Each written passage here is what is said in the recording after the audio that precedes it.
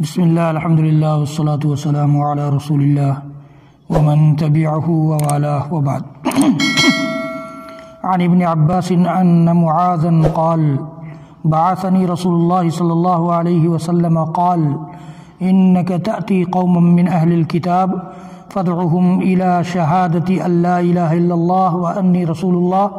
فإنهم أطاعوا لذلك فأعلمهم أن الله افترض عليهم 5 صلوات في كل يوم وليلة فإنهم أطاعوا لذلك فأعلمهم أن الله افترض عليهم صدقة تؤخذ من أغنيائهم فترد في فقرائهم فإنهم أطاعوا لذلك فإياك وكرائم أموالهم واتق دعوة المظلوم فإنه ليس بينها وبين الله حجاب۔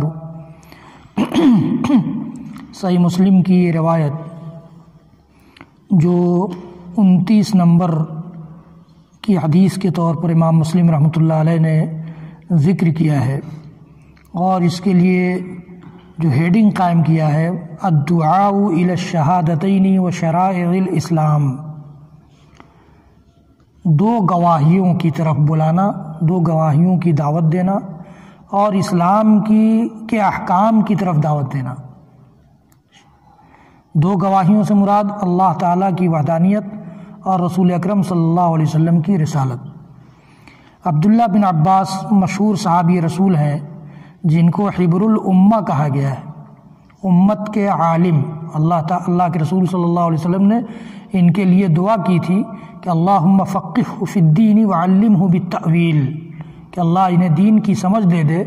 اور تفسیر کا علم دے دے۔ چنانچہ مفسر قرآن کی حیثیت سے بھی عبداللہ بن عباس مشہور ہیں، آپ کے چچا زاد بھائی تھے۔ یہ روایت کرتے ہیں کہ معاذ بن جبل کو اللہ کے نبی صلی اللہ علیہ وسلم نے بھیجا، یا معاذ نے ان سے کہا۔ عبداللہ بن عباس سے حضرت معاذ بن جبل رضی اللہ تعالیٰ عنہ نے روایت کیا، کہا، بتایا کہ بعثنی رسول اللہ صلی اللہ علیہ وسلم، کہ مجھے رسول اکرم صلی اللہ علیہ وسلم نے بھیجا۔ کہاں بھیجا تھا؟ اور دوسری روایتوں کے مطابق یمن بھیجا تھا، اور وہاں کا چیف گورنر بنا کر بھیجا تھا۔ وہاں اور سارے لوگ کام کر رہے تھے اسلامی حکومت کے تحت، ان کا چیف بنا کر ان کو بھیجا تھا۔ کہا کہ انک تأتی، کیا کہا بھیجتے وقت؟ کہا انک تأتی قوما من اہل الکتاب، تم اہل کتاب کے پاس جا رہے ہو۔ یمن میں عیسائی بستے تھے، آج بھی وہاں عیسائی لوگ ہیں یمن میں۔ یہ اہل کتاب میں سے، یعنی ان کو اللہ تعالیٰ نے کتاب سے نوازا ہے۔ عیسیٰ علیہ السلام کو یہ ماننے کا دعویٰ کرتے ہیں، اور عیسیٰ علیہ السلام کو اللہ تعالیٰ نے کتاب دی تھی، آسمانی کتاب ان پر نازل ہوئی تھی جس کا نام انجیل۔ تو کہتے ہیں کہ اللہ کے رسول صلی اللہ علیہ وسلم نے فرمایا کہ انک تأتی قوما من اہل الکتاب، تم اہل کتاب کے پاس جا رہے ہو، یعنی عیسائیوں کے پاس جا رہے ہو۔ فادعوہم الی شہادۃ ان لا الہ الا اللہ وانی رسول اللہ، سب سے پہلے بعض روایتوں میں یہ الفاظ ہیں فلیکن اول ما تدعوہم الیہ،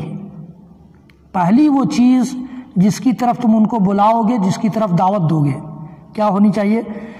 وہ شہادت ان لا الہ الا اللہ وانی رسول اللہ، اس بات کی گواہی دیں وہ کہ اللہ کے علاوہ اس سرزمین پر، اس کائنات میں کوئی سچا معبود نہیں ہے، اور میں یعنی محمد صلی اللہ علیہ وسلم اللہ کے رسول ہیں۔ اس بات کی گواہی پہلے دیں۔ تو معلوم یہ ہوا کہ دعوت کی ترتیب یہ ہے، اسلامی دعوت کی ترتیب یہ ہے کہ سب سے پہلے توحید کی دعوت دی جائے گی، توحید کی دعوت دی جائے گی، رسالت کی دعوت دی جائے گی۔ جب تک کوئی اللہ کی وحدانیت پر ایمان نہ لے آئے، رسول اکرم صلی اللہ علیہ وسلم کی رسالت کا کلمہ نہ پڑھ لے، تب تک اس کو اسلام کا کوئی اور حکم بتانے کی نہ ضرورت ہے، اور نہ اس کو کوئی فائدہ ہوگا، اس کو کوئی فائدہ بھی نہیں ہوگا۔ اس لیے اللہ کے رسول صلی اللہ علیہ وسلم نے، اور ہم میں سے بھی کوئی مسلمانوں میں بھی اگر توحید میں کمزوری ہے، رسالت میں کمزوری ہے، تو پہلے ان کو اس کی اہمیت اور اس کو مضبوط بنانے کی دعوت دی جائے گی کہ اپنی توحید کو ہم مضبوط کر لیں، اپنی توحید کو منظم کر لیں، اور رسول اکرم صلی اللہ علیہ وسلم کی رسالت پر ایمان لانے کے مفہوم کو سمجھ جائیں۔ اور غیر مسلموں میں تو یہی ترتیب ہے، پہلے ان کو اس بات کی دعوت دی جائے گی۔ اللہ کے رسول صلی اللہ علیہ وسلم نے آگے فرمایا کہ فَإِنْهُمْ أَطَاعُوا لِذَلِكَ، جب یہ بات تمہاری وہ مان لیں، کلمہ شہادت پڑھ لیں، کلمہ لا الہ الا اللہ محمد رسول اللہ کا اعتراف کر لیں، فَأَعْلِمْهُمْ، تب بتاؤ کیا، فَأَعْلِمْهُمْ أَنَّ اللَّهَ افْتَرَضَ عَلَيْهِمْ 5 صَلَوَاتٍ فِي كُلِّ يَوْمٍ وَلَيْلَةٍ، رات دن میں اللہ تعالیٰ نے ان پر 5 وقت کی نمازیں فرض کی ہیں۔ پہلے ہی نماز کی دعوت نہیں دے دیں گے کہ چلو نماز پڑھنے، نہیں، پہلے توحید مضبوط کرنا ہوگا، رسالت کا مفہوم سمجھنا ہوگا، تب جا کر نماز پڑھنے سے فائدہ بھی ہوگا اور نماز پڑھنے کی ضرورت محسوس ہوگی۔ آج ہم نماز سے، ہمارا سماج پورا نماز سے کیوں دور ہے؟ توحید ہی نہیں ہے ہمارے ہاں۔ توحید سمجھ میں آ جائے گی، رسول اکرم صلی اللہ علیہ وسلم کی رسالت کا مفہوم سمجھ میں آ جائے گا تو نماز سے دوری نہیں ہو سکتی ہے۔ اللہ کے رسول صلی اللہ علیہ وسلم نے فرمایا فَإِنْهُمْ أَطَاعُوا لِذَلِكَ فَأَعْلِمْهُمْ أَنَّ اللَّهَ افْتَرَضَ عَلَيْهِمْ 5 صلوات فِي كُلِّ يَوْمٍ وَلَيْلَةٍ، کہ اللہ تعالیٰ نے 5 وقت کی نمازیں دن رات میں یعنی 24 گھنٹے میں ان پر فرض کی ہیں، ان کی بات ان کو بتاؤ، ان کی طرف بلاؤ، ان کی دعوت دو۔ فَإِنْهُمْ أَطَاعُوا لِذَلِكَ، جب اس بات کو بھی وہ تمہاری مان جائیں، مان لیں، فَأَعْلِمْهُمْ أَنَّ اللَّهَ افْتَرَضَ عَلَيْهِمْ صَدَقَةً تُؤْخَذُ مِنْ أَغْنِيَائِهِمْ فَتُرَدُّ فِي فُقَرَائِهِمْ، تب انہیں بتاؤ کہ اللہ تعالیٰ نے تم پر زکوٰۃ فرض کی ہے، جو زکوٰۃ تمہارے مالداروں سے لے کر تمہارے ہی غریبوں میں لوٹا دی جائے گی، غریبوں پر خرچ کرنے کے لیے، غریبوں کی دیکھ بھال کے لیے، نگرانی کے لیے، ان کی زندگی اور ان کے گزر بسر کے لیے یہ خرچ کیا جائے گا، یعنی تمہارے ملک سے یہ مال لے کر کہیں اور نہیں جایا جائے گا، تمہارے درمیان سے لے کر تمہارے درمیان جو غریب ہیں، جن کے پاس کھانے کو نہیں ہے، پینے کو نہیں ہے، پہننے کو نہیں ہے، زندگی گزارنے کا سامان نہیں ہے، ان پر خرچ کیا جائے گا۔ تو اللہ کے رسول نے فرمایا تو ان کو بتاؤ کہ پھر زکوٰۃ فرض ہے جو تمہارے مالداروں سے لی جائے گی اور تمہارے غریبوں میں لوٹا دی جائے گی۔ فَإِنْهُمْ أَطَاعُوا لِذَلِكَ، جب اس بات کو تمہاری وہ مان جائیں تو فَإِيَّاكَ وَكَرَائِمَ أَمْوَالِهِمْ، تو زکوٰۃ وصولنے کا طریقہ بھی بتایا۔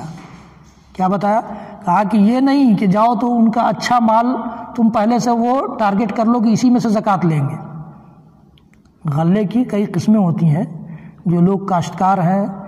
جو کسانی کرتے ہیں، ان کو معلوم ہے۔ تو اسی طرح سے ان کے ہاں کھجوریں ہوتی، یا گیہوں ہوتا، یمن میں گیہوں ہوتا تھا،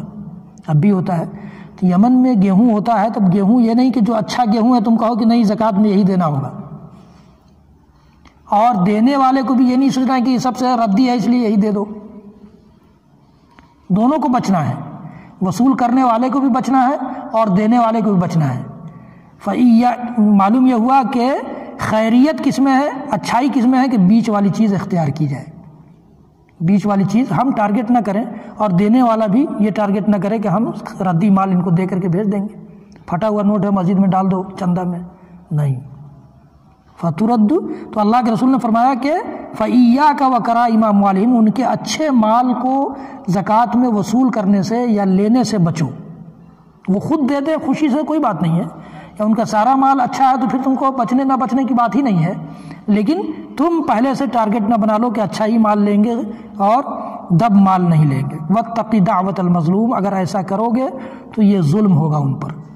اور وہ مظلوم قرار پائیں گے، اور مظلوم کی بد دعا سے بچو۔ وَاتَّقِ دَعْوَةَ الْمَظْلُومِ، مظلوم کی بد دعا سے بچو۔ فَإِنَّهُ لَيْسَ بَيْنَهَا وَبَيْنَ اللَّهِ حجاب، اللہ اور مظلوم کی دعا کے درمیان کوئی پردہ نہیں ہوتا ہے، یعنی مظلوم کی دعا ڈائریکٹ اللہ تعالیٰ سنتا ہے۔ اللہ تعالیٰ ظلم کو پسند نہیں کرتا ہے، ظلم کرتا نہیں ہے، اور بندوں پر ظلم کو حرام بھی قرار دیتا ہے۔ اس لیے جس پر ظلم کیا جائے گا اس کی آہ اور اللہ تعالیٰ کے درمیان کوئی پردہ نہیں رکھا اللہ تعالیٰ نے، تاکہ اس کی آہ ڈائریکٹ وہاں پہنچے اور اس کا ایکشن ہو جائے۔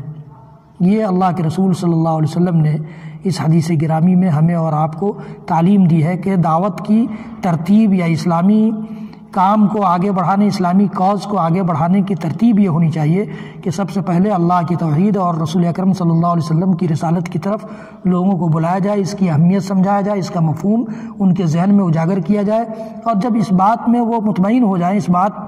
میں وہ مضبوط ہو جائیں تب ان کو بتائیے کہ 5 وقت کی نمازیں بھی تم پر فرض ہیں جو 24 گھنٹے میں تمہیں ادا کرنا ہے۔ جب اس بات کو بھی وہ تسلیم کر لیں تب پھر ان کو زکوٰۃ کے بارے میں بتانا ہے کہ یہ زکوٰۃ اس لیے وصولی جاتی ہے اور اس طرح سے وصولی جاتی ہے۔ اس حدیث میں چونکہ اس وقت تک رمضان کے روزے نہیں فرض ہوئے تھے یا اس وقت تک حج فرض نہیں ہوا تھا، اس لیے اللہ کے رسول نے ان چیزوں کو اس حدیث میں بیان نہیں کیا، اور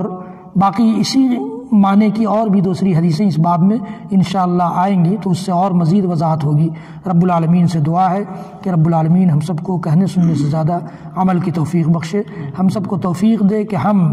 دعوت کا کاز اور دعوت کا عمل اسی ترتیب کے ساتھ کریں جس ترتیب کے ساتھ اللہ کے رسول صلی اللہ علیہ وسلم نے اپنے مشہور صحابی رسول معاذ بن جبل رضی اللہ تعالیٰ عنہ کو بتایا تھا۔ وصلی اللہ تعالیٰ علی نبینا محمد وعلی آلہ وصحبہ وسلم تسلیما کثیرا۔ سبحان ربک رب العزۃ عما یصفون وسلام علی المرسلین والحمد للہ رب العالمین۔